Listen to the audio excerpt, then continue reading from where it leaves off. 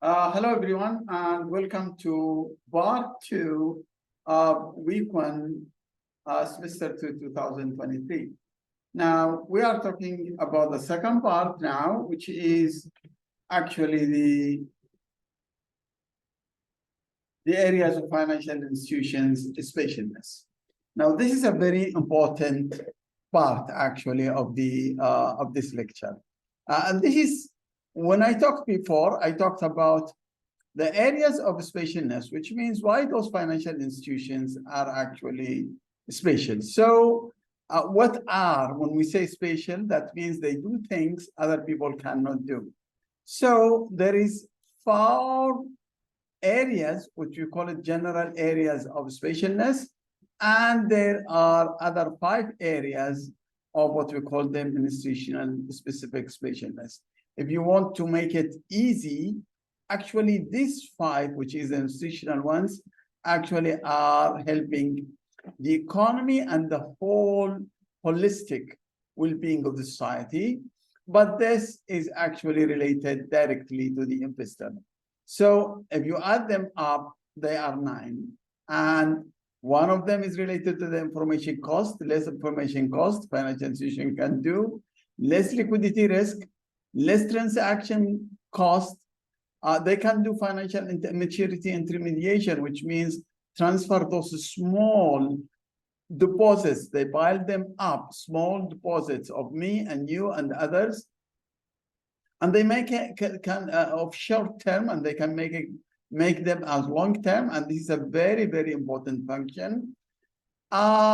So this is actually related to the general areas.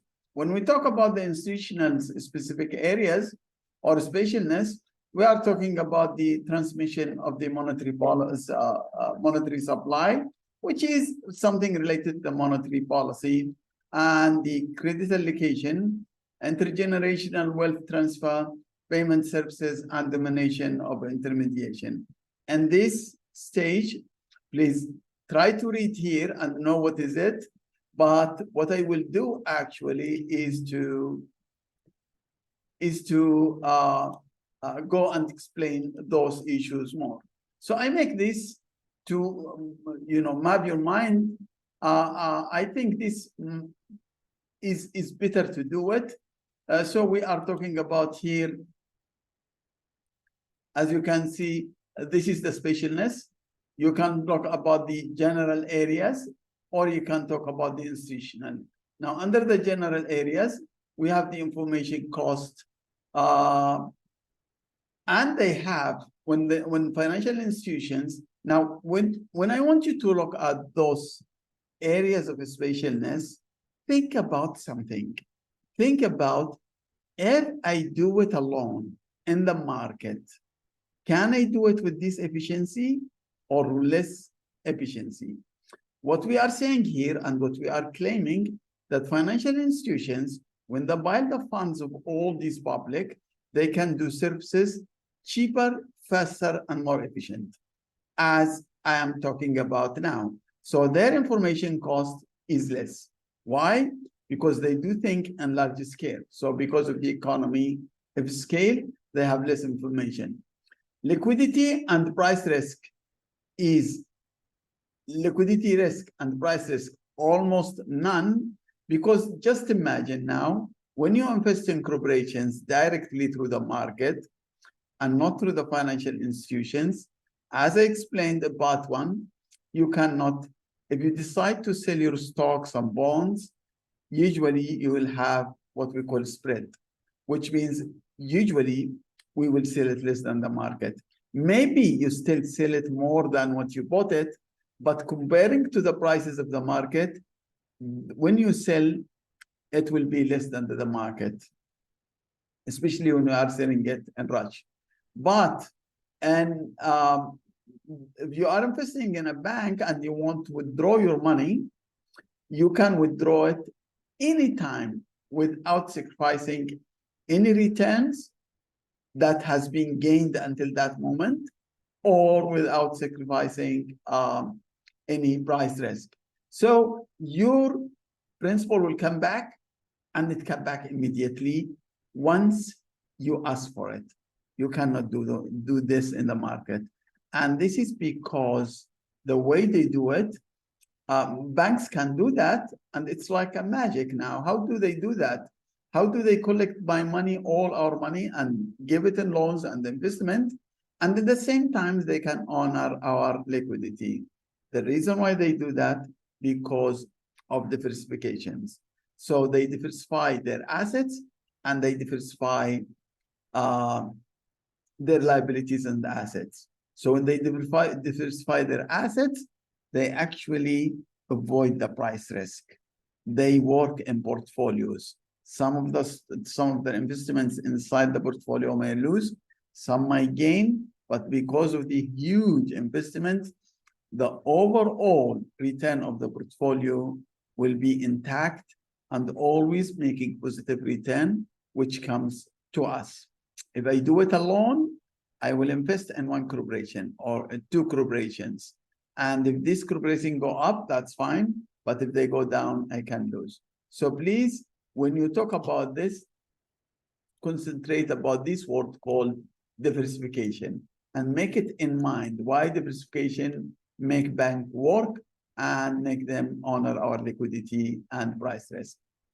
Now, the maturity intermediation is another function that the banks can do. And maturity intermediation is just like this. It's actually transferring short-term to long-term. They can transfer short-term deposits to long-term. This is how you can look at it. So what do you mean by short-term to long-term? Means I can take this very short deposits and make it in a very long-term loans or investments. And still, we can honor your liquidity if you ask for your money as a depositor. So this is what we call the maturity intermediation, which means the maturity of the liabilities and the assets are not matching. Still they can do it, and they still can make profits, and they still can have cash always if we want to withdraw our money. Now, this is a transaction cost, which is actually easier. It's like the information cost, which is less. Why? Because of the economy of scale. Now, I finished 1, 2, 3, 4, which is actually related to the general spatialness. Now, when we talk about this institutional spatialness, we are talking about credit allocation. This is a nice term, maybe new to you now. Credit allocations, see, in each society, in each economy, there is some sectors that are underfinanced. And they are underfinanced because they are not attractive. Look at the fishing sector in this country, or the agriculture in many countries, or some of those, industries that are growing and they will be of use to the economy. If banks, it's up to them. Nobody will finance those sectors, and they will not grow, and they will not see life. But because the government will ask these banks to allocate some of their funds to give lending to the housing sector, for example, so this will increase the well-being of the whole society, to the agriculture. Now, maybe some innovations, some new projects that are actually important for the economy in the long run. Banks will do that, and so they can indicate credit for this actually sectors. Now, the other term is actually intergenerational wealth transfer. And this term is actually very nice. See, I am an old guy, and I know a lot of people in my age. Maybe in one time, I'm older than you. That's what I meant. If I'm making savings now in my APF, which is the retirement fund, or if I have this, what you call life policies, life insurance policies, if I pass away suddenly for one reason or the other, and this is the fact of life, now my money can go to the next generation. I think that applies to old, to all the generations we knew. But because of those financial institutions, they can accumulate funds and money and savings of this generation, keep it there, and when they pass away, they will have families. Some of them, they have kids, wives, and working wives, all those issues.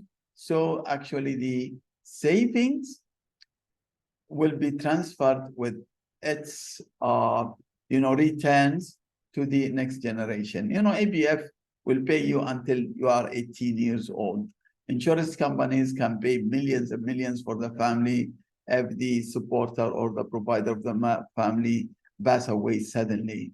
And this is what we call intergenerational wealth transfer, which means, which is a very nice, thing to see. It's sad that some people will die, but what we, at least, the families are not affected. Now, this transmission of the monetary policy, I don't know whether you have studied this in BFW 1001, but the monetary policy is actually based on the supply of money. And the central banks and the government, when they plan, what they do, they will tell banks and financial institutions, we want to decrease the cash in the society, in the economy.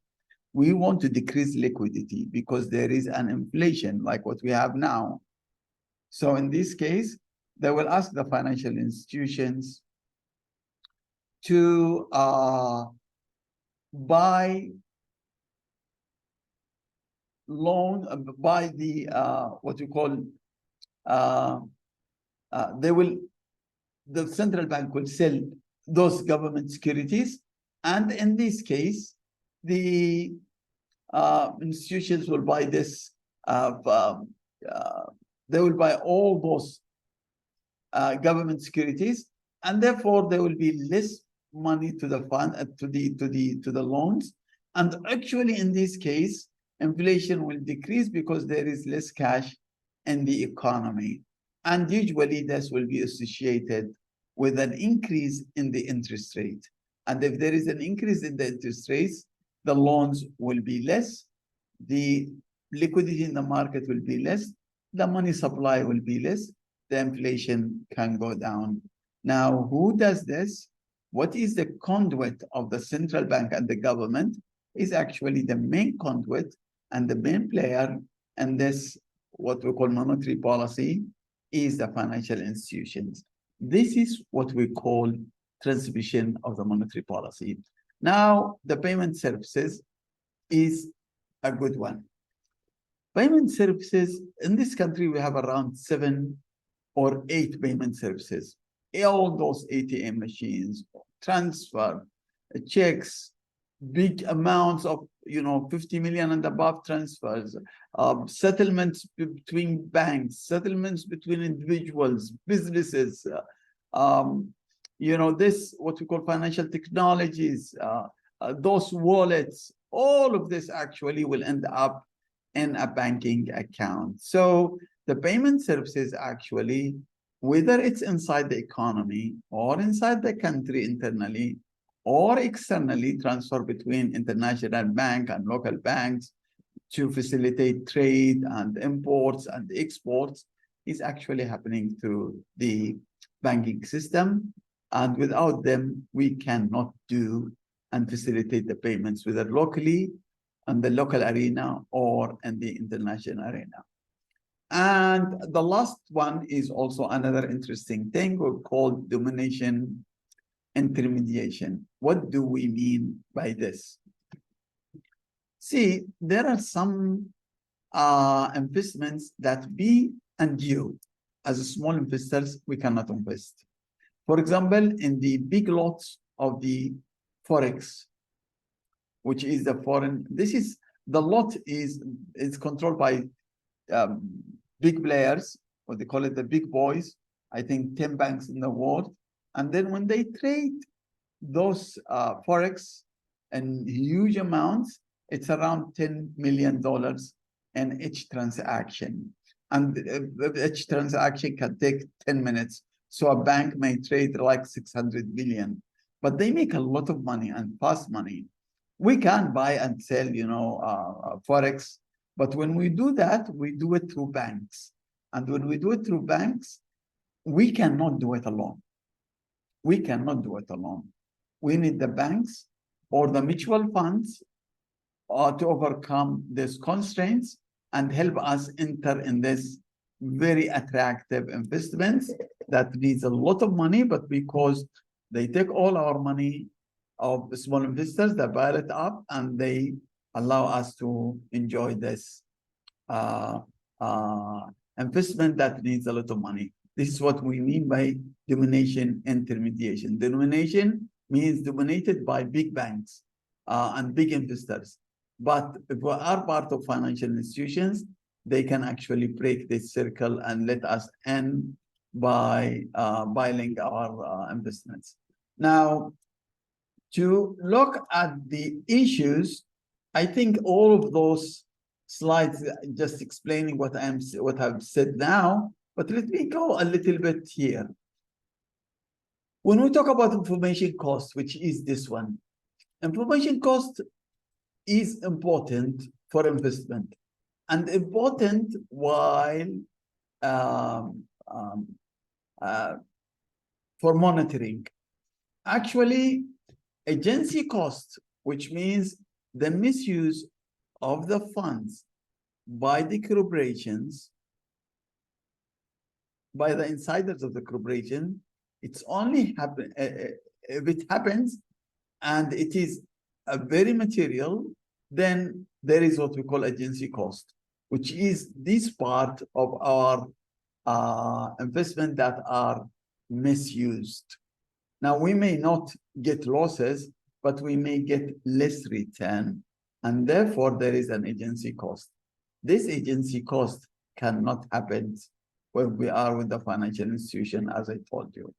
So they can choose the right corporation by taking those, by having all this information, they can monitor and they can decrease the agency cost. So this is a principal agent problem, which means now in this case, we are the principal and the agent is our financial institutions. Now, the problem is when we invest in the market, sometimes we get something called free rider problem. This is related to monitoring. What do we mean? Assume now in this country or in the other country, if you have so many investors and one corporation like Sime Derby, you have found people from Japan, from Korea, local investors, people come from Middle East, maybe from Indonesia, Thailand, all those countries. But every investor, this is the nature of us as small investors, or even big investors up to 1 million, 2 million. We don't take the initiative and go and monitor, assuming that the next person, for example, if I am a local investor, I would say, well, I am just a small investor. I'm expecting those people who are coming from Korea or Japan or the Middle East to make more monitoring. And the Japanese say maybe the Middle Eastern would do. People from the Middle East or from Indonesia would say more. The Koreans are, maybe they would do the monitoring if they are investors in this corporation, like Sime Derby or whatever. So in this case, end of the day, everybody act as a free rider. And this is where the free rider and monitoring. So when we talk about free rider, please think about monitoring.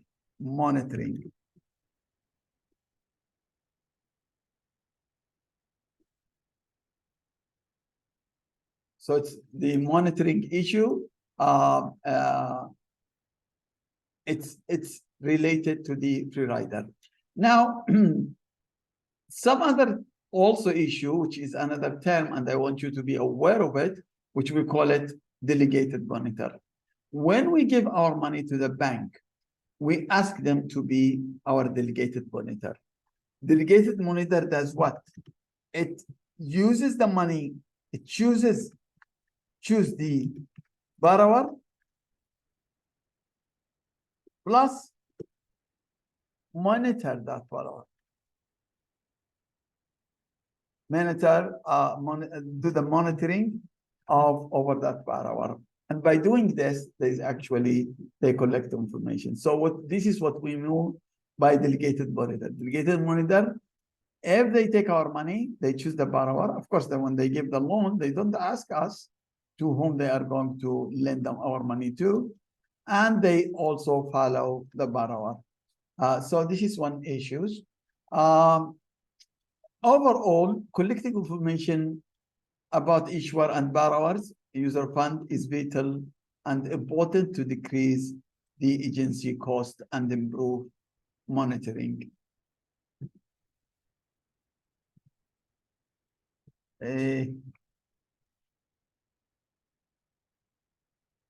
Monitoring.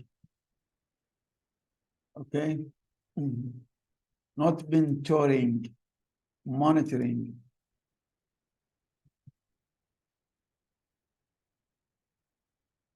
Okay, so let me just finish here.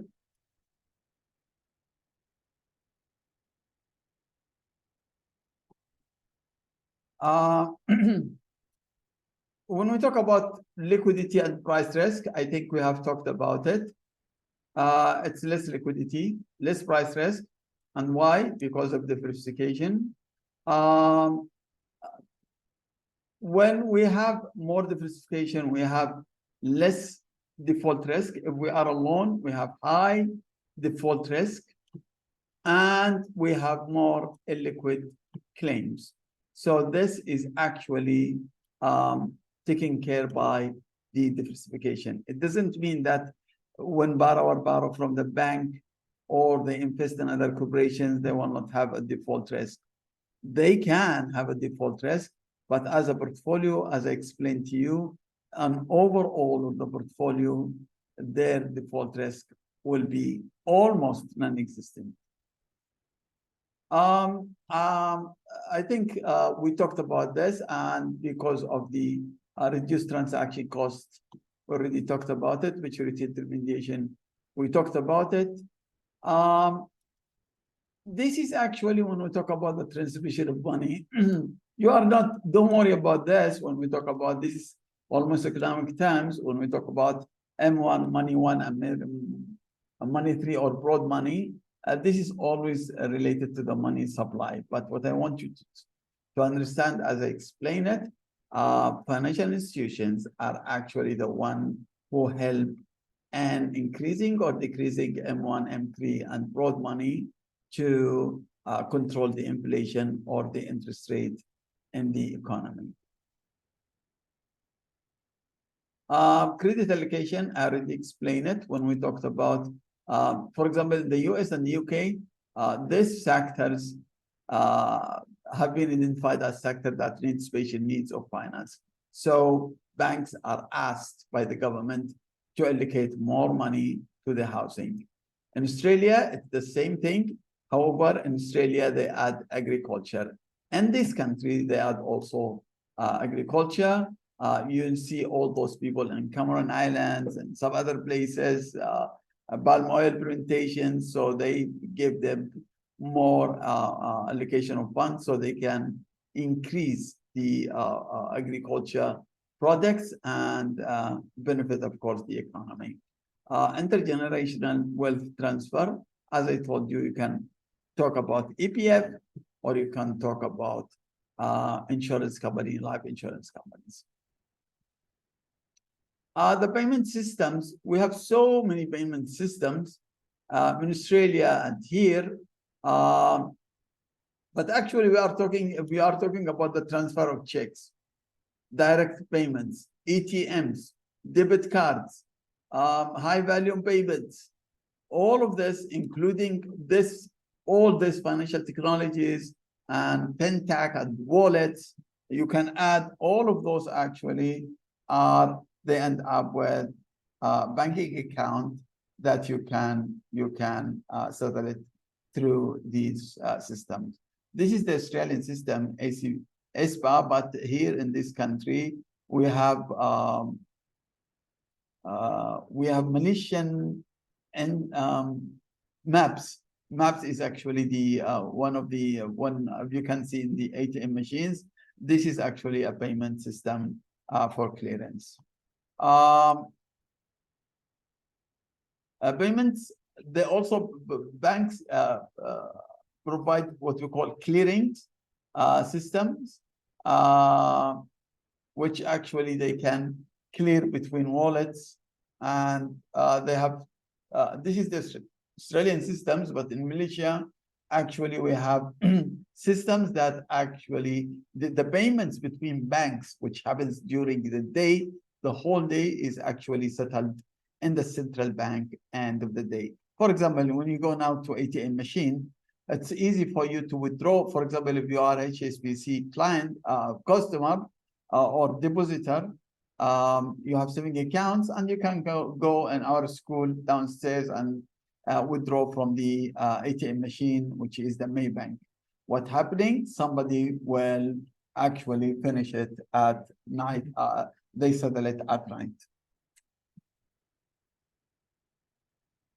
Every night, 9 o'clock, all the settlements between the banks. Dominations we are talking about, and as I told you, if we are money market managed funds, debt equity managed funds, and unit trust and foreignex, they can participate on those financial institutions can participate and those funds and give us actually higher returns. I think this is the most important thing. I am done with this part, but I want you actually to look at this slide and this slide, which is the most important issues. Maybe in the assignments, we will try to explore those issues. I am done now. I want to thank you, and I will see you in the next recording. Bye-bye.